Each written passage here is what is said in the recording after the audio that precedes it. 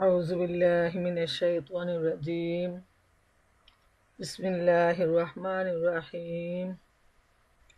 الحمد لله رب العالمين، والصلاة والسلام على سيد المرسلين وعلى آله وصحبه أجمعين।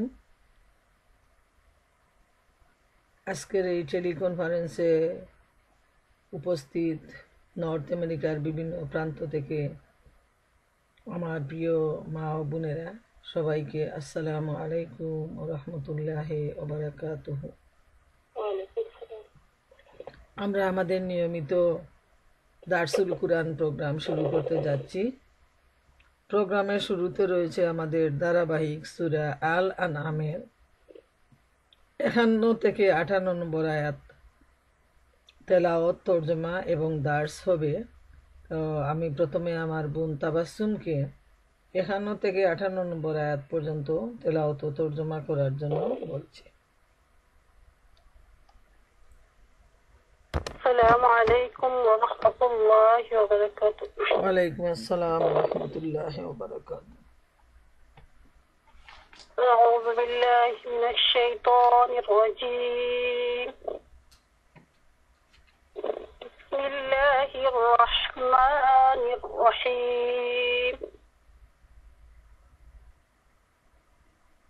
وأنذر به الذين يخافون أن يحشروا إلى ربهم ليس لهم من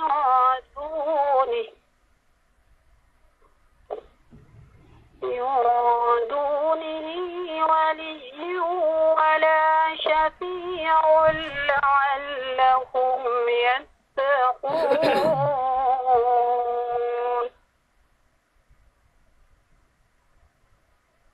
ولا تطرد الذين يدعون ربهم بالغداة والعشي يريدون وجهه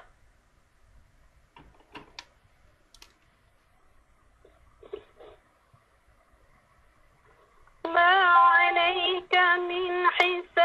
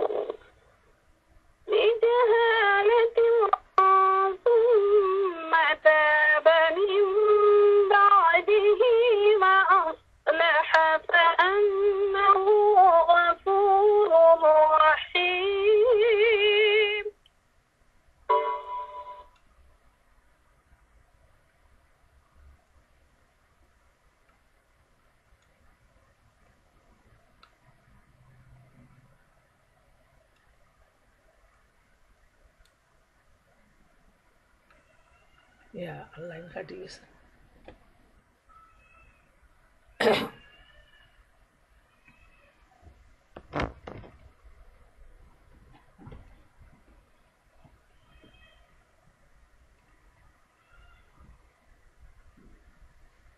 বিসমিল্লাহির রহমানির রহিম। আমি দুঃখিত, খুব সম্ভব তাবাসসুমের লাইন কেটে গেছে। তো আমাদের হাতে কোনো কিছু নেই, টেকনোলজিক্যাল প্রবলেম। তো বাকি অংশটুকু ইনশাআল্লাহ আমি পড়ে যাচ্ছি, তেলাওয়াত করে যাচ্ছি। وكذلك نفصل الآيات ولتستبين سبيل المجرمين قل إني نهيت أن তাবাসসুম লাইনে আসছো নাকি? قل إني نهيت أن أعبد الذين تدعون من دون الله قل لا أتبع أهواءكم قد ضللت إذا وما أنا من المهتدين قل إني على بينة من ربي وكذبتم به ما عندي ما تستعجلون به إن الحكم إلا لله يقص الحق وهو خير الفاصلين قل لو أن عندي ما تستعجلون به لقضي الأمر بيني وبينكم والله أعلم بالظالمين তাবাসসুম লাইনে আসছো নাকি? জি আপা আসছে। তাইলে তুমি ওই তর্জমাটা করে নাও। পরম করুণাময় আল্লাহর নামে শুরু করিতেছি। সূরা আল-আনাম। আর হে মুহাম্মদ, তুমি এই ওহীর জ্ঞানের সাহায্যে তাদেরকে নসিহত করো যারা ভয় করে যে তাদেরকে তাদের রবের সামনে কখনো এমন অবস্থায় পেশ করা হবে যে সেখানে তাদের সাহায্য সমর্থন বা সুপারিশ করার জন্য তিনি ছাড়া আর কেউ ক্ষমতা ও কৃতিত্বশালী থাকবে না। হয়তো নসিহতের কারণে সতর্ক হয়ে তারা আল্লাহ ভীতির পথ অবলম্বন করবে। আর যারা তাদের রবকে দিন রাত ডাকতে থাকে এবং তার সন্তুষ্টি অর্জনের জন্য প্রতিষ্ঠারত থাকে, তাদেরকে তোমার কাছ থেকে দূরে ঠেলে দিও না। তাদের কৃতকর্ম থেকে কোনো জিনিসের জবাবদিহির দায়িত্ব তোমার উপর নেই এবং তোমার কৃতকর্ম থেকেও কোনো জিনিসের জবাবদিহির দায়িত্ব তাদের উপর নেই। এই সত্ত্বেও যদি তুমি তাদেরকে দূরে ঠেলে দাও তাহলে তুমি জালেমদের অন্তর্ভুক্ত হয়ে যাবে।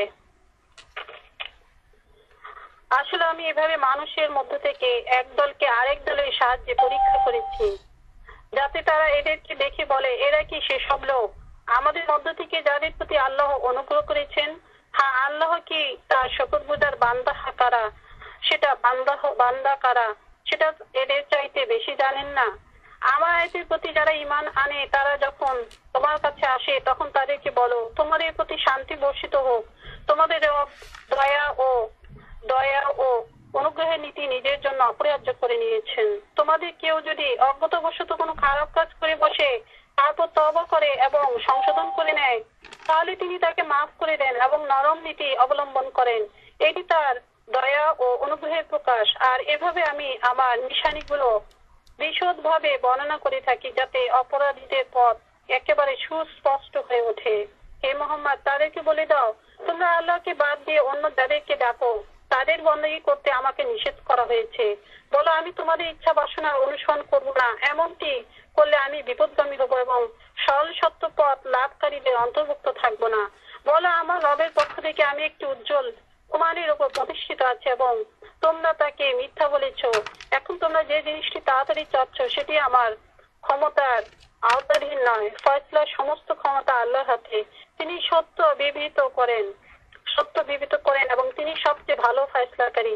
বলো তোমরা যে জিনিসটি তাড়াতাড়ি চাচ্ছ সেটি যদি আমার আওতার মধ্যে থাকতো তাহলে তা আমারও তোমাদের মধ্যে কবেই ফয়সলা হয়ে যেত। কিন্তু জালেমদের সাথে কোন ধরনের ব্যবহার করা উচিত, কোন ধরনের ব্যবহার করা উচিত তা আল্লাহই ভালো জানেন। আল্লাহ যা বলেছেন সত্য বলেছেন। এতক্ষণ আমি আপনাদেরকে সূরা আল আনামের 51 থেকে 58 নম্বর আয়াত পর্যন্ত তেলাওয়াত এবং তার তরজমা করে শোনালাম। এখন আমাদের বোন সদ্যা রাক্তা মালিকা বেগম উনি ওনার সংক্ষিপ্ত দাস পেশ করবেন। জাযাকাল্লাহু খাইরান। আলহামদুলিল্লাহ, আমরা এতক্ষণ সূরা আল আনামের 51 নম্বর আয়াত থেকে 58 পর্যন্ত তেলাওয়াত ও তরজমা শুনলাম। এবার আমি আপনাদের সামনে এর দাস পেশ করার চেষ্টা করব। আল্লাহ সুবহানাহু ওয়া তাআলা আমাকে তৌফিক দান করুন। ওমা তৌফিকি ইল্লা বিল্লাহ, আলাইহি তাওয়াক্কালতু ওয়া ইলাইহি উনীব।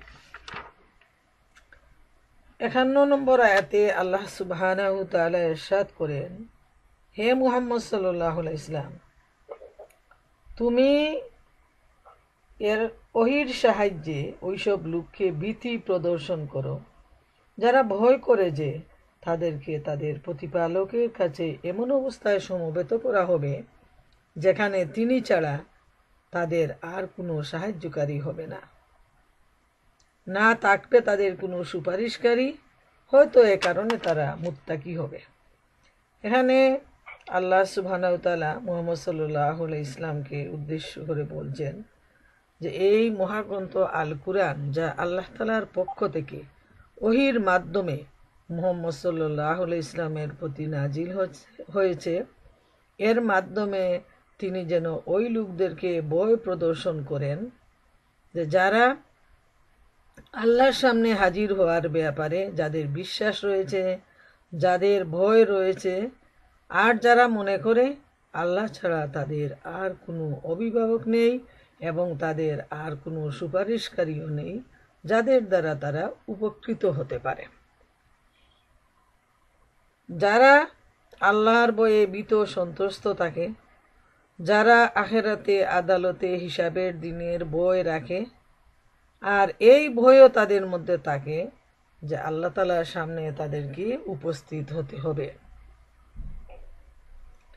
অত্যন্ত সুন্দর পরিষ্কারভাবে খুলে খুলে আল্লাহ সুবহানাহু ওয়া তাআলা বলে দিচ্ছেন যে যারা পরহেজগার, যারা দিনদার, যারা মুত্তাকি, যাদের মনে আল্লাহর ভয় আছে, যাদের মনে বিচারের দিনের ভয় রয়েছে, এই লোকদেরকে রাসূল করিম সাল্লাল্লাহু আলাইহি ইসলাম যেন হিসাবের দিনের তিনি ভয় প্রদর্শন করেন, যা ওহীর মাধ্যমে আল্লাহ সুবহানাহু ওয়া তাআলা নবী করিম সাল্লাল্লাহু আলাইহি ইসলামকে জানিয়ে দিয়েছেন। আর এই দিন যেদিনের ব্যাপারে ভয় দেখাতে হবে সেদিনটা হলো এমন এক দিন যেদিন তাদের জন্য কোনো বন্ধু থাকবে না, কোনো মানুষের জন্য কোনো সুপারিশকারীও থাকবে না যে তাদেরকে আল্লাহর সামনে গিয়ে দাঁড়িয়ে শাস্তি থেকে মুক্তির জন্য সুপারিশ করতে পারে। এই দিন এত কঠিন মুসিবতের দিন, যে দিনের মুসিবত সম্পর্কে আল্লাহ সুবহানাহু ওয়া তাআলা মহাগ্রন্থ আল কুরআনে বারবার করে মানুষদেরকে জানিয়ে দিয়েছেন যাতে তারা এই দিনের ব্যাপারে তারা বিশ্বাস স্থাপন করে এবং এই দিনের মুসিবত থেকে রক্ষা পাওয়ার জন্য তারা আল্লাহ তাআলাকে ভয় করে, নবীকে আনুগত্য করে এবং আল্লাহর দেয়া নির্দেশ অনুযায়ী তারা সিরাতুল মুস্তাকিমের পথে চলে। তাদেরকে সেই দিনের ভয় প্রদর্শন করো যেদিন আল্লাহ ছাড়া আর কারো হুকুম চলবে না। এই বিষয়টাও যেন খুব ভালোভাবে মানুষরা মনে রাখে যে হিসাবের দিন যেদিন বিচার হবে, কিয়ামত অনুষ্ঠিত হবে, সেদিন আল্লাহ রব্বুল আলামিন হবেন জাজ এবং আল্লাহর হুকুমই কায়েম হবে সেদিন আর কোনো রাজা বাদশা পীর ফকির আউলিয়া দরবেশ কারো সুপারিশ কাজে লাগবে না, কারো কোনো হুকুমত চলবে না। সবাই ভয়ে কাতর হয়ে নতজানু হয়ে সেদিন আল্লাহর সামনে গিয়ে উপস্থিত হবে। বোনেরা আমার, এই দিনটা এত কঠিন দিন, যে দিনের বর্ণনা আমরা দিনের পর দিন বছরের পর বছরও যদি করেই যাই তাও শেষ করতে পারবো না, এবং তার এই কঠিন যে অবস্থাটা সেটা কোনো মানুষ তার ভাষায় পেশ করতে পারবে না। তা মহান রব্বুল আলামিন এত দয়াবান, এত মেহেরবান তার বান্দার প্রতি, যাতে মানুষ এই দিনটাকে বিশ্বাস করে, ভয় করে এবং তার ঈমানকে সংশোধন করে নেয়, নেক আমল করে, আল্লাহ রব্বুল আলামিনকে সে ভয় করে, আর এই দুনিয়ার জীবনে ভালো আমল করে কিয়ামতের কঠিন শাস্তি থেকে মুক্তি লাভ করে। সেজন্য আল্লাহ তাআলা নবীর মাধ্যমে তিনি ওহী প্রেরণ করে মানুষদেরকে বারবার সতর্ক করার জন্য নির্দেশ দিচ্ছেন। সুবহানাল্লাহ। এরপর যারা নির্দেশ পালন করবে তারাই এই ভয়াবহ দিনের আযাব থেকে রক্ষা পাবে, আর যারা অমুখাপেক্ষী থাকবে তারা কিন্তু সেদিনের মুসিবত থেকে রক্ষা পাবে না। 52 নম্বর আয়াতে আল্লাহ রব্বুল আলামিন ইরশাদ করেন, আর যেসব লোক সকাল সন্ধ্যায় তাদের রবের ইবাদত করে এবং এর মাধ্যমে তার সন্তুষ্টি কামনা করে, তাদেরকে তুমি দূরে সরিয়ে দেবে না? তাদের হিসাব নিকাশের কোনো কিছুর দায়িত্ব তোমার উপর নেই এবং তোমার হিসাব নিকাশের কোনো কিছুর দায়িত্ব তাদের উপর নেই। এরপরও যদি তুমি তাদেরকে দূরে সরিয়ে দাও তবে তুমি জালিমদের মধ্যে শামিল হয়ে যাবে। বড় কঠিন নির্দেশ এখানে আসছে। আল্লাহ তাআলা তার প্রিয় বান্দাদের ব্যাপারে বলছেন যে যারা আল্লাহ ভীরু, যারা পরহেজগার, যারা মুত্তাকি, যারা সকাল সন্ধ্যায় তার রবের ইবাদতের মধ্যেই থাকে, উদ্দেশ্য হলো আল্লাহ রব্বুল আলামিনের সন্তুষ্টি কামনা করা। এই উদ্দেশ্য নিয়ে যারা আল্লাহর ইবাদত করে, আল্লাহ রব্বুল আলামিন বলে দিচ্ছেন, আমার এই বান্দাদেরকে তুমি কখনো দূরে সরিয়ে দিও না। এ প্রসঙ্গে সূরা আল কাহাফের 28 নম্বর আয়াতে আল্লাহ সুবহানাহু ওয়া তাআলা ইরশাদ করেন, ওয়াসবির নাফসাকা মাআল্লাযীনা ইয়াদউনা রাব্বাহুম বিল গাদাতি ওয়াল আশিই ইউরিদুনা ওয়াজহাহু ওয়ালা তা'দু আইনাকা আনহুম। হে নবী, তুমি নিজেকে সদা সেসব মানুষদের সাথে রেখে চলবে যারা সকাল সন্ধ্যায় তাদের মালিককে ডাকে, তারা একমাত্র তারই সন্তুষ্টি কামনা করে এবং কখনো তাদের কাছ থেকে তোমার স্নেহের দৃষ্টি ফিরিয়ে নিও না। সুবহানাল্লাহ। যারা আল্লাহকে ডাকে, আল্লাহকে ভয় করে, আল্লাহর সন্তুষ্টি কামনা করে, সেই সমস্ত মানুষদের প্রতি আল্লাহর মহব্বত, আল্লাহ তাআলার যে ভালোবাসা কি অপরিসীম, তিনি নবী করিম সাল্লাল্লাহু আলাইহি ইসলামকে বারবার তাগিদ দিয়ে জানিয়ে দিচ্ছেন।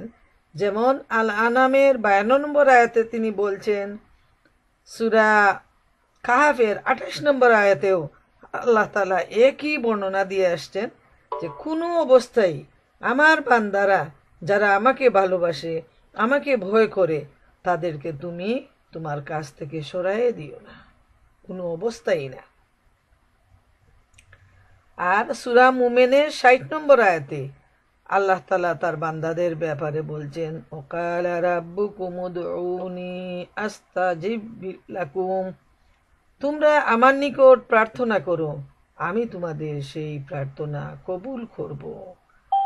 এটা সেই সব বান্দাদের ব্যাপারে আল্লাহ তাআলা বলছেন যারা সকাল সন্ধ্যায় আল্লাহ রব্বুল আলামিনকে স্মরণ করে, আল্লাহ রব্বুল আলামিনকে স্মরণ করে তাদের আত্মা পরিতৃপ্ত হয় এবং আল্লাহর সন্তুষ্টি অর্জনের জন্য তারা প্রাণপণ চেষ্টা করে।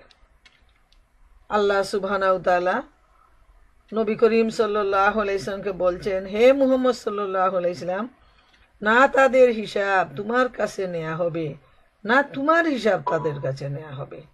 যেমন যারা হজরত নূহ আলাইহিস সালামকে বলেছিল, আমরা কি তোমার উপর ঈমান আনব, অথচ আমাদের যারা নিম্ন শ্রেণীর লোক তারাই তোমার অনুসরণ করছে। তাদের একতার উত্তরে হজরত নূহ আলাইহিস সালাম তাদেরকে বলেছিলেন, তারা কি আমল করছে তা তো আমার জানা নেই। তোমাদের যদি তা জানা থাকে তবে তোমরা তা জেনেই থাকো। তাদের সম্পর্কে আল্লাহ তাআলাই সবকিছু জানেন এবং তিনিই তাদের হিসাব গ্রহণকারী। অর্থাৎ আমরা দেখতে পাই, ইতিহাস সাক্ষী, মহাগ্রন্থ আল কুরআন সাক্ষী, যে প্রত্যেক নবীর সময় যখনই নবী রসুলরা মানুষকে আল্লাহর দিকে আহ্বান জানান, সর্বপ্রথমে যারা ঈমান গ্রহণ করে তারা হচ্ছে সমাজের সবচেয়ে সাধারণ মানুষ, গরিব শ্রেণীর মানুষ। তাদের অন্তর উন্মুক্ত, খোলা। তারা যখনই সত্যের আহ্বান শুনে সাথে সাথে সেই আহ্বান গ্রহণ করার জন্য তারা এগিয়ে আসে। নূহ আলাইহিস সালামের সময়ে আমরা দেখি যারা ঈমান এনেছে গুটি কয়েক লোক, তারা সবাই ছিল একদম সাধারণ গরিব মানুষ। আর সে কারণে সমাজের সেই বড় লোকেরা, যাদেরকে আল্লাহ তাআলা পরীক্ষার জন্য সুযোগ সুবিধা, ধন সম্পদ, আরাম আয়েশ দিয়েছেন, তারা তাদেরকে ঘৃণা করে এবং নিম্ন শ্রেণীর লোক বলে তাদের প্রতি তারা বীতশ্রদ্ধ। ঠিক এভাবে আমরা দেখি যে মহানবী সাল্লাল্লাহু আলাইহি সাল্লাম যখন দ্বীনের দাওয়াত পেশ করেন, তখন সর্বপ্রথমে যারা এগিয়ে আসে তাদের ব্যাপারে যে এখানে যে হাদিসটা আসছে, ইবনে মাসউদ রাদিয়াল্লাহু তাআলা আনহু থেকে বর্ণিত, তিনি বলেন, কুরাইশদের একটি দল নবী সাল্লাল্লাহু আলাইহি সাল্লামের নিকট আগমন করে। ওই সময় তার কাছে হযরত খাব্বাব রাদিয়াল্লাহু তাআলা আনহু, হযরত সুহাইব রাদিয়াল্লাহু তাআলা আনহু, হযরত বিলাল রাদিয়াল্লাহু তাআলা আনহু এবং হযরত আম্মার রাদিয়াল্লাহু তাআলা আনহু উপবিষ্ট ছিলেন। তখন তাদের সম্মানিত লোকেরা বলল, হে মুহাম্মদ সাল্লাল্লাহু আলাইহি সাল্লাম, কওমের এই লোকেরাই কি তোমার নিকট পছন্দনীয়?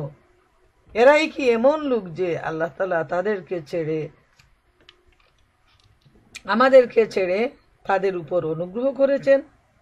এখন আমরা তাদের দলে মিলিত থেকে কিভাবে তোমার অনুসরণ করতে পারি? তুমি তাদেরকে তোমার নিকট থেকে সরিয়ে দাও, তাহলে আমরা তোমার অনুসরণ করব। তখনই এই আয়াতখানি অবতীর্ণ হয়। সুবহানাল্লাহ। এই হাদিস থেকে আমাদের কাছে যেটা স্পষ্ট সেটা হলো যে নবী করিম সাল্লাল্লাহু আলাইহি সাল্লামের কাছে কাফেরদের নেতারা আসছিল। তারা যখন দেখল যে সমাজের এই সাধারণ লোকজন নবী করিম সাল্লাল্লাহু আলাইহি সাল্লামের পাশে বসে আছেন, তখন তাদের অহংকার মাথা ছাড়া দিয়ে উঠল এবং তারা বলল যে এই লোকদের সামনে বসা আমরা কোনো অবস্থায় পছন্দ করি না। এদেরকে যদি আপনি সরিয়ে দেন তাহলে আমরা আপনার অনুসরণ করব। আব্দুল্লাহ ইবনে অন্য বর্ণনায় আসছে যে এই আয়াতটি রাসূলুল্লাহ সাল্লাল্লাহু আলাইহি সাল্লামের 6 জন সাহাবীর ব্যাপারে অবতীর্ণ হয়, যাদের মধ্যে হযরত ইবনে মাসউদ রাদিয়াল্লাহু তাআলা আনহু রয়েছে। তিনি বলেন, আমরা রাসূলুল্লাহ সাল্লাল্লাহু আলাইহি সাল্লামের নিকট পৌঁছার ব্যাপারে একে অপরকে ছাড়িয়ে যেতাম। তিনি আমাদেরকে তার কাছে বসিয়ে নিতেন। তখন কুরাইশরা বলতো, আপনি আমাদেরকে ছেড়ে এদেরকে আপনার কাছে বসিয়ে নিচ্ছেন। এটাই ছিল তাদের সবচেয়ে বড় মাথা ব্যথা, তাদের অহংকার, যে অহংকারের জন্য ইবলিস জান্নাত থেকে তাকে বের করে দেয়া হলো। আর এই যারা কাফের মুশরিক, তাদের মনের ভিতরে ছিল অহংকার, যে সমাজের গরিব শ্রেণী যাদেরকে তারা অনেকেই, যেমন বেলাল রাদিয়াল্লাহু তাআলা আনহু, তাদের গুলাম ছিলেন। তা এইভাবে আমরা দেখি যে অনেকেই গুলাম ছিলেন এবং তারা এসে যখন ইসলাম গ্রহণ করলেন তখন কাফেরদের যে সম্মানে আঘাত লাগলো এবং তারা একটা কৌশল অবলম্বন করলো। এটা হলো তাদের জন্য একটা কৌশল, যে কৌশলে তারা মহানবী সাল্লাল্লাহু আলাইহি ওয়াসাল্লামের কাছ থেকে যারা ঈমানদার তাদেরকে যেন দূরে সরিয়ে দেয়। আর সাথে সাথে আল্লাহ রব্বুল আলামিন এর উপর ধরে নিলেন এবং মহাগ্রন্থ আল কুরআনের তিনি ওহির মাধ্যমে জানিয়ে দিলেন যে কোনো অবস্থায় যারা আল্লাহর জন্য এগিয়ে আসে তাদেরকে কোনো অবস্থায় তুমি সরিয়ে দিও না, বরং আল্লাহ তাআলার কাছে তারা হচ্ছে সবচেয়ে বেশি সম্মানিত। সুবহান আল্লাহ।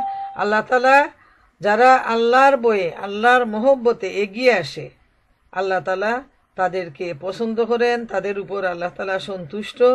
আর আল্লাহর কাছে কে গুলাম, কে ধনী, কে রাজা, কে বাদশাহ, এটা বড় কথা নয়, বরং আল্লাহর কাছে হলো সেই উত্তম, সেই সর্বোচ্চ মর্যাদার অধিকারী যার ঈমান রয়েছে, যার নেক আমল রয়েছে। সহজেই এটা আমরা বুঝতে পারি যে যে বাদশাহ, যে প্রেসিডেন্ট, আল্লাহ তাআলা তাকে এই পর্যায়ে নিয়ে গেছেন। যে গরিব সমাজের নিম্নস্থানের লোক, নিম্ন শ্রেণীর, তাকেও আল্লাহ তাআলা পরীক্ষা করে এইভাবে অবস্থান দিয়েছেন সমাজের মধ্যে। অতএব আল্লাহর কাছে ধনী গরিব রাজা বাদশাহ দিয়ে কোনো পরীক্ষা নয়, আল্লাহ রাব্বুল আলামিনের কাছে পরীক্ষার মাপকাঠি হলো মানুষের ঈমান আর নেক আমল।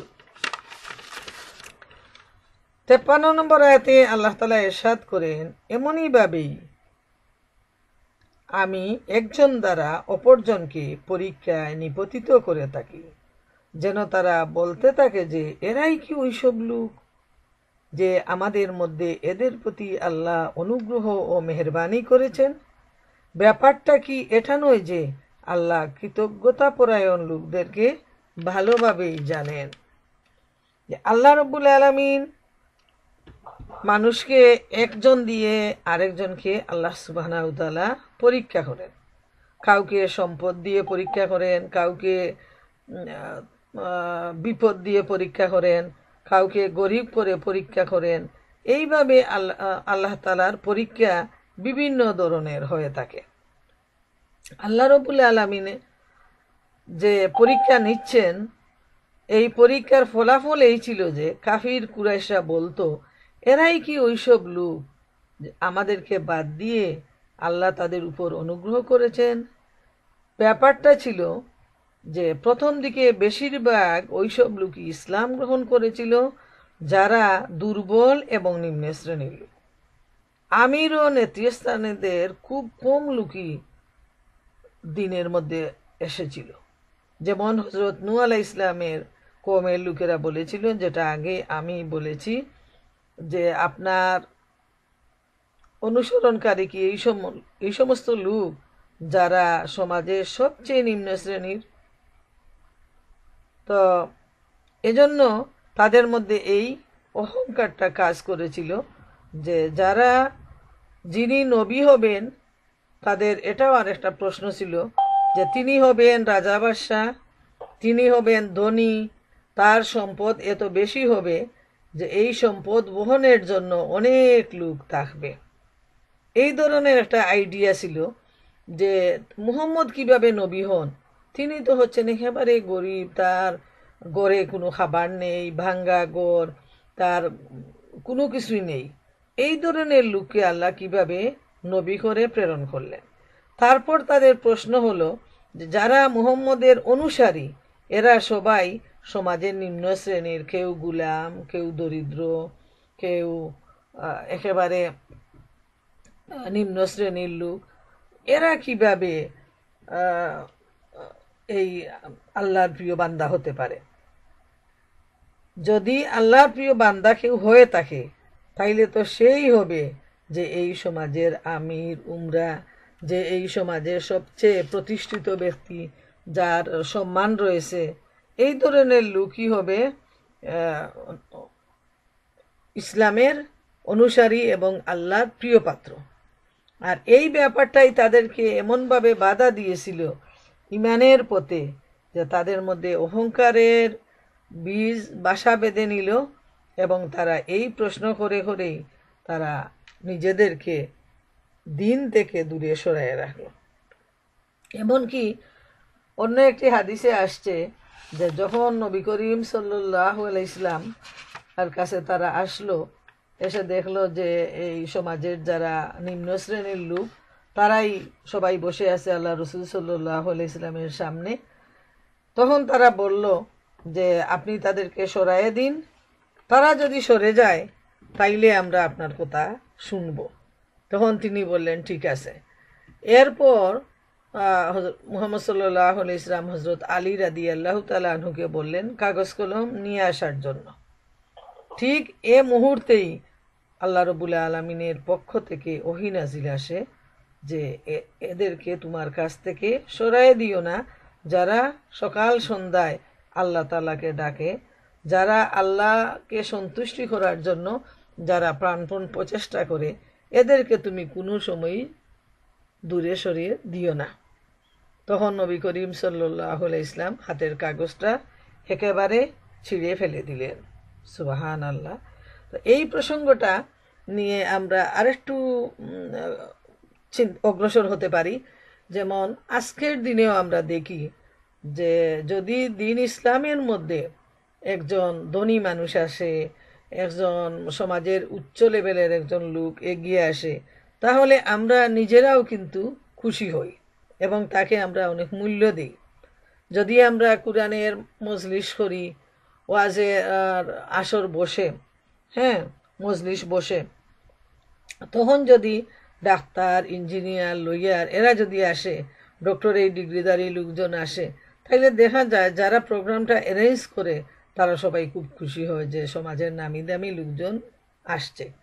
এটা দূষণীয় নয় এ অর্থে যে আমরা মনে করি এই লোকরা যদি আসে তাহলে তাদের পিছনে আরও সাধারণ লোকজন এগিয়ে আসবে।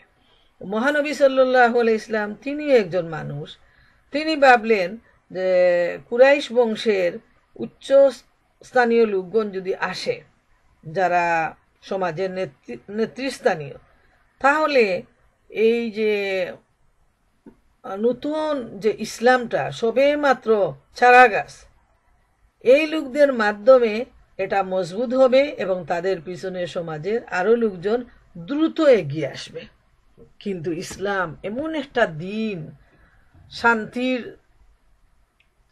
জীবন ব্যবস্থা, যেটা আল্লাহ রাব্বুল আলামিন চয়েস করে নিয়েছেন, সাথে সাথে 7 আসমানের উপর চলে গেল তাদের এই যে রিকোয়েস্ট, ময়লা রিকোয়েস্ট যেটাকে আমরা বলবো, যে যারা ইমানদার তাদেরকে সরাইয়ে দেওয়ার জন্য, আর যারা কাফের তারা নবীর কাছে বসবে। আল্লাহ তাআলা এটা পছন্দ করলেন না।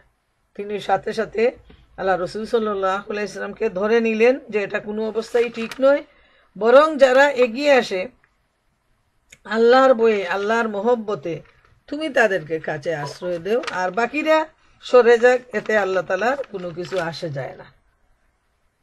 54 নম্বর আয়াতে আল্লাহ তাআলা ইরশাদ করেন, আমার আয়াত সমূহের উপর বিশ্বাস স্থাপনকারীরা যখন তোমার নিকট আসে তখন তাদেরকে বলো তোমাদের প্রতি শান্তি বর্ষিত হোক। তোমাদের প্রতিপালক নিজের উপর দয়া ও অনুগ্রহ করার নীতি বাধ্যতামূলক করে নিয়েছে।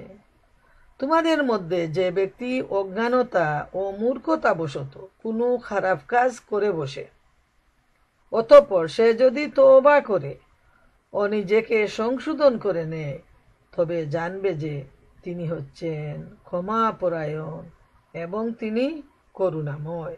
সুবহানাল্লাহ, সুবহানাল্লাহ। আল্লাহ রাব্বুল আলামিন বলছেন যে যারা মহাগ্রন্থ আল কুরআনকে বিশ্বাস করে, তারা যখন মুহাম্মদ সাল্লাল্লাহু আলাইহি সাল্লামের নিকট আসে তখন তিনি যেন তাদেরকে সালাম জানান, সালামুন আলাইকুম, তুমি বলো তোমাদের উপর শান্তি বর্ষিত হোক এবং তোমাদের প্রভু নিজের উপর দয়া অনুগ্রহ করার নীতি বাধ্যতামূলক করে নিয়েছেন। সুবহান আল্লাহ, সুবহান আল্লাহ। মুমিন বান্দার প্রতি আল্লাহ রব্বুল আলমিনের যে মহব্বত, ভালোবাসা, এখান থেকে আমরা সেটা পরিষ্কার হয়ে আসে যে আল্লাহ তাআলা নিজেই জানিয়ে দিচ্ছেন যে যখন ইমানদার লোকজন মুহাম্মদ সাল্লাল্লাহু আলাইহি ইসলামের নিকট আগমন করবে, তখন তাদেরকে তিনি যেন বলেন, তোমাদের উপর শান্তি বর্ষিত হোক। যেহেতু আমরা দেখতে পাই,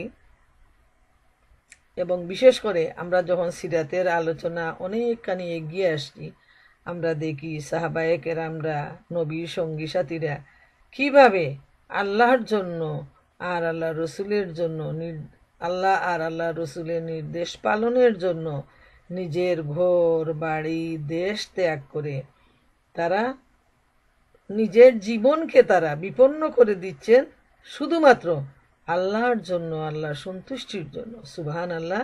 তাই আল্লাহ সুবহানাহু ওয়া তাআলা এ ধরনের লোককে ভালোবাসেন, পছন্দ করেন। তাই তিনি নবীকে জানাইয়ে দিচ্ছেন যে তারা যখন তোমার কাছে আসবে, তোমার মহব্বতে আসবে, আল্লাহর মহব্বতে আসে, তারা দিন জানার জন্য আসে, ইলম অর্জনের জন্য আসে। অতএব তুমি তাদের প্রতি সালাম জানিয়ে দাও, তাদের সম্মান বাড়িয়ে দাও এবং তাদেরকে আল্লাহর রহমতের সুসংবাদ দান করো। সুবহান আল্লাহ, সুবহান আল্লাহ। এত মর্যাদা আল্লাহর প্রিয় বান্দা যারা ইমানদার, যারা মুমিন, যারা আল্লাহর জন্য নিজেদের জীবন সঁপে দেয়, সকাল বিকাল যারা আল্লাহকে পাওয়ার জন্য প্রচেষ্টা করে, আল্লাহ সুবহানাহু ওয়া তাআলা তাদের মর্যাদা এতদূর বৃদ্ধি করে দেন যে তিনি স্বয়ং নবী করিম সাল্লাল্লাহু আলাইহি ইসলামকে বলছেন যে তুমি তাদেরকে সালাম জানাও, শান্তি জানাও, এবং আমার পক্ষ থেকেও তুমি বলো যে আল্লাহ তাআলা তোমাদেরকে রহমত দান করবেন, তোমাদের সম্মান বাড়িয়ে দিবেন। এই সংবাদটা তুমি তাদের কাছে পৌঁছায় দাও। আল্লাহ তাআলা তাদেরকে, তাদের প্রতি রহমত দান করাটা তিনি নিজের জন্য ওয়াজিব করে নিয়েছেন। সুবহান আল্লাহ।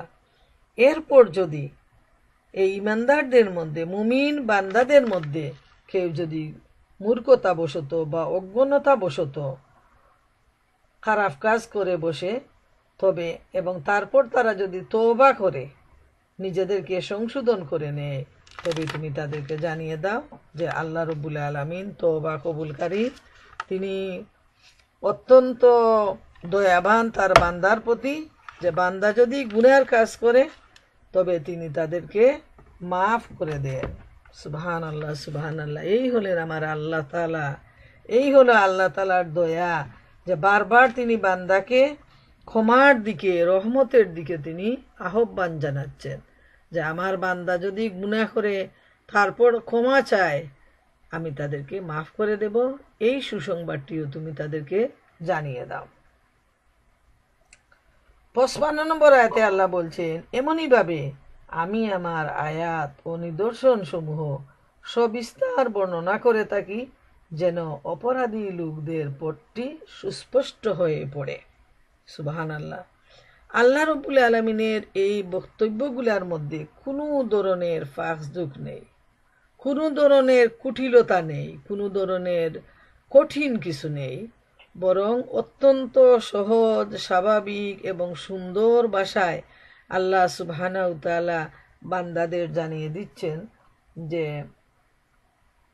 আল্লাহ তাআলার এই আয়াতগুলা আল্লাহ রব্বুল আলামিন অত্যন্ত সুন্দরভাবে, বিস্তারিতভাবে বর্ণনা করে দিচ্ছেন, যাতে অপরাধী লোকদের পথও সুস্পষ্ট হয়ে যায় এবং যারা ইমানদার তারাও বুঝতে পারে যে তাদের পরিণতি কি, ইমানের পরিণতি কি, তাদের নেক আমলের পরিণতি কি।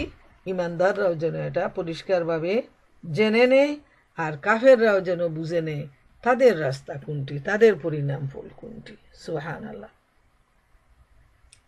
56 নম্বর আয়াতে আল্লাহ রব্বুল আলামিন ইরশাদ করেন, বলো তোমরা আল্লাহ ব্যতীত যাদেরকে আহ্বান করো তাদের ইবাদত করতে আমাকে নিষেধ করা হয়েছে। বলো আমি তোমাদের খেয়াল খুশির অনুসরণ করি না, করলে আমি বিপদগামী হব। এবং সৎপথ প্রাপ্তদের অন্তর্ভুক্ত থাকব না।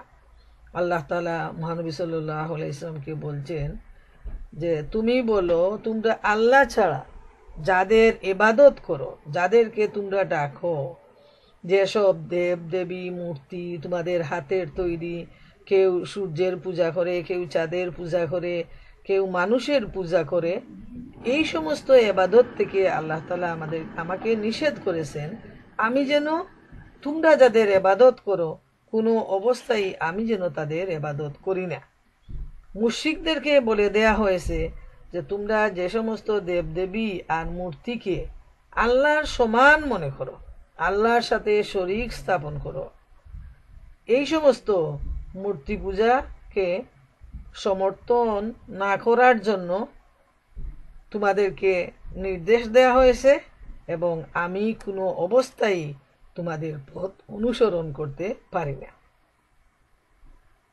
তোমরা আল্লাহ ব্যতীত যাদেরকে ডাকো, তোমরা আল্লাহ ব্যতীত যাদের ইবাদত করো, আমাকে তাদের ইবাদত করতে নিষেধ করা হয়েছে। মুহাম্মদ সাল্লাল্লাহু আলাইহি ইসলাম যেন পরিষ্কারভাবে তাদেরকে এই বিষয়টি বুঝিয়ে দেন যে তোমরা যাদের ইবাদতের প্রতি আমাকে আহ্বান করো, এ ব্যাপারে আমি তোমাদের অনুসরণ কখনো করতে পারবো না। তোমাদের খেয়াল খুশির সমর্থন আমি করতে পারি না। যদি আমি করি তাহলে তো আমি সত্যপথ থেকে বিচ্যুত হয়ে যাব। এই ব্যাপারটা আসছে যে কাফেররা সন্ধি স্থাপনের জন্য আল্লাহ রাসূল সাল্লাল্লাহু আলাইহি ওয়াসাল্লামকে মাঝে মাঝে বলতো, যখন তারা দেখলো যে তারা হেরে যাচ্ছে। দিনের পর দিন লোকজন দিন ইসলামের পথে এগিয়ে আসছে এবং যারা ইমানদার দিন গ্রহণকারী তারা কিন্তু নিজের জীবন বাজি রেখেই তারা আল্লাহর পথে, আল্লাহর রাস্তায় তারা এগিয়ে আসে। তারা জীবনের কোনো মূল্য রাখে না, বরং তারা মনে করে আল্লাহর কাছে সঁপে দেয়াটা, আল্লাহর কাছে আত্মসমর্পণ করাই জন্যই, জীবন তো একটাই, আর এই জীবন যদি আমরা আল্লাহর কাছে সমর্পণ করে দেই, আল্লাহর উপর সঁপে দেই, আল্লাহর জন্য এই জীবন বিলিয়ে দেই, তাহলে একজন ইমানদারের জীবন সার্থক। এই অবস্থা দেখে কাফের মুশরিকরা চিন্তা করলো কিভাবে আপোষ করা যায়। তখন তারা নবী করিম সাল্লাল্লাহু আলাইহি ইসলামকে এসে বারবার আহ্বান করত যে আমরা যাদের ইবাদত করি, আসো তুমিও তার ইবাদত করো, আর তুমিও যার ইবাদত করবে আমরাও তার ইবাদত করব। আল্লাহ সুবহানাহু ওয়া তাআলা এই আয়াতে জানিয়ে দিচ্ছেন যে যারা তোমাকে আহ্বান জানায় আল্লাহ ব্যতীত অন্যদের ইবাদতের জন্য, তুমি তাদেরকে পরিষ্কার বলে দাও যে আমি তোমাদের খেয়াল খুশির অনুসরণ করি না। আমি যদি এই কাজটা করি তাহলে তো আমি বিপদগামী হয়ে যাব এবং সত্যপথ থেকে আমি দূরে সরে যাব। আমার আল্লাহ তাআলা আমাকে এই পথে নিষেধ করে দিয়েছেন। সুবহানাল্লাহ, সুবহানাল্লাহ। তারা মহানবী সাল্লাল্লাহু আলাইহি ইসলামকে খুবই জ্বালাতন করতো। নানা ধরনের প্রস্তাব, অযৌক্তিক প্রস্তাব নিয়ে তারা সবসময় আল্লাহ রসুলের কাছে চলে আসতো। 57 নম্বর আয়াতে আল্লাহ তাআলা ইরশাদ করছেন, তুমি বলো আমি আমার প্রতিপালকের প্রদত্ত একটি সুস্পষ্ট উজ্জ্বল যুক্তি প্রমাণের উপর প্রতিষ্ঠিত, আর তোমরা সেই দলিলকে মিথ্যা মনে করছো। যে বিষয়টি তোমরা খুব তাড়াতাড়ি পেতে চাও তার ইখতিয়ার আমার হাতে নেই। হুকুমের মালিক আল্লাহ ছাড়া আর কেউ নয়। তিনি সত্য ও বাস্তব কথা বর্ণনা করেন, তিনিই হচ্ছেন সর্বোত্তম ফয়সালাকারী। সুবহানাল্লাহ। আল্লাহ তাআলা নবী করিম সাল্লাল্লাহু আলাইহি সাল্লামকে বলে দিচ্ছেন যে তুমি এই সমস্ত কাফের মুশরিকদেরকে বলো যে আমার আল্লাহর পক্ষ থেকে সুস্পষ্ট উজ্জ্বল যুক্তি প্রমাণের উপর আমি প্রতিষ্ঠিত। যেহেতু আল্লাহ তাআলা নবী করিম সাল্লাল্লাহু আলাইহি ইসলামকে সত্যের পথ দেখিয়ে দিয়েছেন, মহাগ্রন্থ আল কুরআন যে এত বড় একটা নিদর্শন, সেই আল কুরআন তিনি নাজিল করেছেন মুহাম্মদ সাল্লাল্লাহু আলাইহি ইসলামের প্রতি। তাই তিনি বলছেন যে আল্লাহ তাআলা যে ওহী আমার নিকট পাঠিয়েছেন, আমি তা অন্তর্দৃষ্টি দিয়ে দেখে এর উপর প্রতিষ্ঠিত রয়েছি। যে এই যে সত্যবাণী, এই সত্যবাণীর উপর আমি পুরাপুরি প্রতিষ্ঠিত রয়েছি। আর তোমরা যারা কাফের মুশরিক, তোমরা সত্যকে জানার পরও তোমরা মিথ্যা বলেছ। তোমরা এই দুনিয়ার উজ্জ্বল দৃষ্টান্ত দেখার পরও, তোমরা চোখ দেখার পরও তোমরা সবাই অন্ধ। আর তোমরা যে শাস্তির জন্য তাড়াহুড়া করছো তা আমার হাতে নেই। এই শাস্তি দেওয়ার মালিক তো মহান আল্লাহ রব্বুল আলামিন। তিনি যখন চাইবেন তখন তিনি বান্দাকে শাস্তি দিবেন। যখন তিনি চান খুব তাড়াতাড়ি বান্দাকে শাস্তি দেন যদি তার ইচ্ছা হয়। আবার তিনি পরীক্ষার জন্য অনেক সময় দেরি করেও তিনি শাস্তি দেন। এটা সম্পূর্ণ আল্লাহ রব্বুল আলামিনের ইখতিয়ারাদি। তাই নবী করিম সাল্লাল্লাহু আলাইহি ওয়াসাল্লাম বলছেন, যদি আমার উপর এই দায়িত্ব থাকতো তাহলে আমি অনেক আগেই তোমাদের সাথে দফারফা করে দিতাম। আমি অপেক্ষা করতাম না। তোমরা যখন চাইছো তখন তোমাদেরকে আমি এই ব্যাপারটি অনেক আগেই তোমাদের সাথে আমার ফয়সালা হয়ে যেত। কিন্তু এই ব্যাপারটা তো হচ্ছে স্বয়ং মহান রব্বুল আলামিনের হাতে। অতএব তিনি যখন ইচ্ছা হবে তখন তিনি এর ফয়সালা করবেন। এ প্রসঙ্গে, এই আয়াত প্রসঙ্গে আব্দুল্লাহ ইবনে মাসউদ রাদিয়াল্লাহু তাআলা আনহু তিনি বলেন যে আল্লাহ রব্বুল আলামিন হচ্ছেন অতি দ্রুত ফয়সালাকারী। এই আয়াতের তর্জমা করতে গিয়ে তিনি বলছেন যে আল্লাহ তাআলা হচ্ছেন দ্রুত ফয়সালাকারী। আর সাইদ ইবনে জুবাইর রাদিয়াল্লাহু তাআলা আনহু তিনি বলছেন যে আল্লাহ তাআলা সত্যের ফয়সালা দেন এবং তিনি অতি দ্রুত ফয়সালাকারী। যে আল্লাহ তাআলা হক ও বাতিলের মধ্যে উত্তম পার্থক্যকারী। তিনি শ্রেষ্ঠ ফয়সালাকারী। তার বিচার ফয়সালা কোনো প্রকার সম্পর্কের বা খাতিরে হয় না। তিনি কোনো পক্ষপাতিত্ব করেন না, বরং আল্লাহ রব্বুল আলামিনের ফয়সালার মধ্যে কোনো জুলুমও নেই, কোনো সীমালঙ্ঘনের অবকাশও নেই। তিনি যা করেন সম্পূর্ণ তিনি হকের উপর প্রতিষ্ঠিত রেখে তিনি এই বিচার ফয়সালার দায়িত্ব তিনি আঞ্জাম দেন। আর এই আয়াতে আরেকটা ব্যাপার বলা হয়েছে যে হে মুশরিক, তোমরা যে আল্লাহ তাআলার আযাবের জন্য তাড়াহুড়া করছো, এ ব্যাপারে সিদ্ধান্ত নেবার এবং তোমাদেরও আমার মতো মতবিরোধে ফয়সালা করার মালিক শুধু আল্লাহই, যিনি তার ফয়সালার কোনো অন্যায় বা জুলুমের আশ্রয় নেন না। সমস্ত ক্ষমতা মহান আল্লাহ রব্বুল আলামিনের হাতে।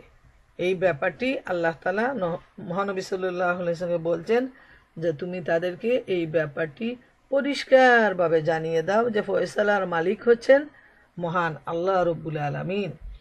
58 নম্বর আয়াতে আল্লাহ তাআলা বলেন, হে রসুল আপনি বলুন, তোমরা যা সত্তর চাচ্ছ তা যদি আমার নিকট থাকতো তাহলে আমারও তোমাদের মধ্যকার ফয়সালা অনেক আগেই হয়ে যেত এবং আল্লাহ জালিমদের সম্বন্ধে সবিশেষ অবহিত।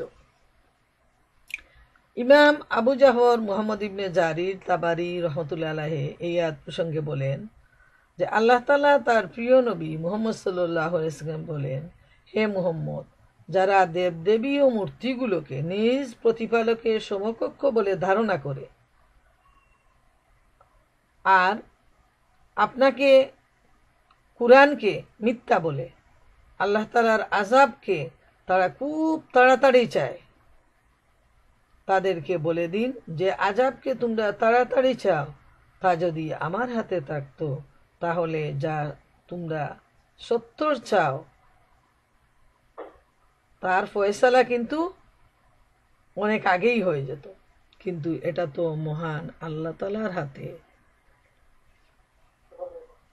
আর সূরা মারিয়ামে 39 নম্বর আয়াতে আল্লাহ তাআলা বলেন, যার অনুবাদ হলো এই আয়াতের প্রসঙ্গে আসছে যে আপনি তাদেরকে সতর্ক করে দিন কিয়ামত দিবস সম্বন্ধে, যখন সকল সিদ্ধান্ত হয়ে যাবে, যখন তারা গাফিল।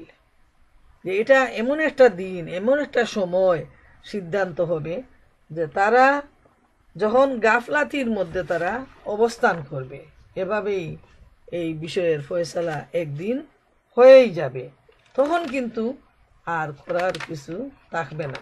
এরা মূর্খ, এরা এতটুকু মিথ্যার মধ্যে বা একটা ভুলের মধ্যে রয়েছে যে এত বিশাল একটা ব্যাপার তাদের চোখের সামনে আসছে এবং অতি সত্বরই কিয়ামত চলে আসবে, কিন্তু তারা এমন গাফলতির মধ্যে রয়েছে যে তারা মহানবী সাল্লাল্লাহু আলাইহি ইসলামকে সামনে পাওয়ার পর তাদের সামনে আসমান থেকে ওহী নাজিল হচ্ছে, তারপরে এত কিছু দেখার পরও, এত সত্য নিদর্শন, স্পষ্ট নিদর্শন দেখার পর তারা সব কিছুকে অবিশ্বাস করছে।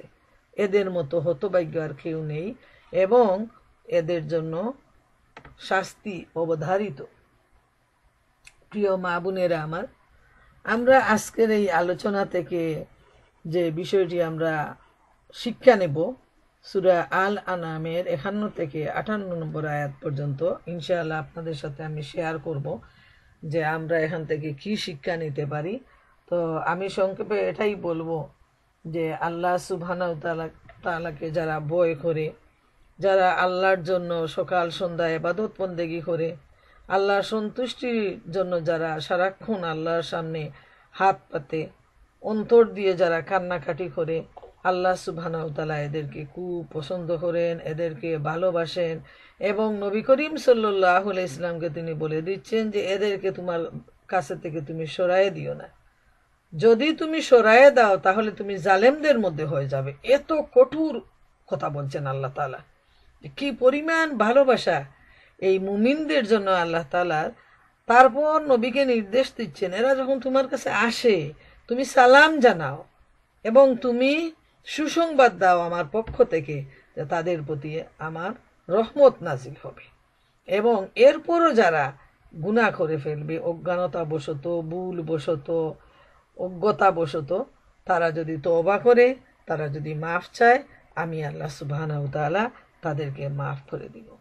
পক্ষান্তরে যারা কাফের, যারা মুশরিক, যারা আল্লাহর সাথে সমকক্ষ দাঁড় করায়, আল্লাহর সাথে শিরক করে, এদেরকে তুমি বারবার বুঝানোর চেষ্টা করো, যদি না বুঝে এদেরকে ছেড়ে দাও।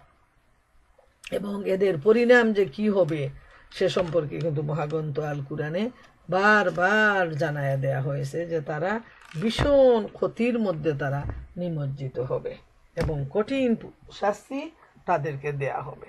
প্রিয় মা বোনেরা আমার, অত্যন্ত গুরুত্বপূর্ণ এই আয়াতগুলো। এই আল্লাহ রাব্বুল আলামিন আমাদের সবাইকে এই আয়াতগুলো থেকে সঠিক শিক্ষা গ্রহণ করার তৌফিক দান করুন। ওয়া আখিরু দাওয়ানা আনিল হামদুলিল্লাহি রাব্বিল আলামিন। এই প্রসঙ্গে আমি প্রোগ্রামের শুরুতে বলছি যে আমাদের একজন বোন রুকিয়া আপা, নাসিমা আপা, তারা নিয়মিত আমাদের প্রোগ্রামে শরিক থাকেন।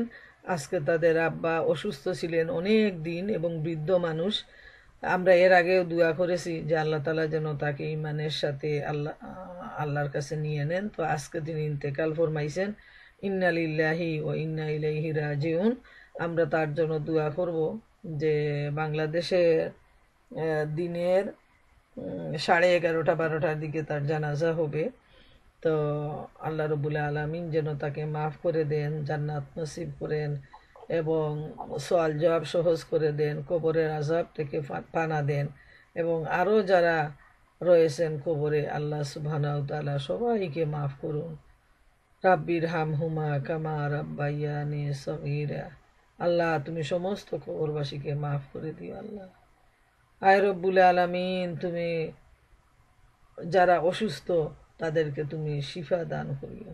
ইয়া রব্বুল আলামিন, তুমি আমাদেরকে মাফ করে দিও, আমাদের ঈমানকে মজবুত করে দিও এবং নেক আমল করার তৌফিক দিও, তোমার সন্তুষ্টি অর্জনের জন্য প্রাণপণ চেষ্টা করার তৌফিক দিও ইয়া আল্লাহ। ওয়া আখিরু দাওয়ানা আনিল হামদুলিল্লাহি রাব্বিল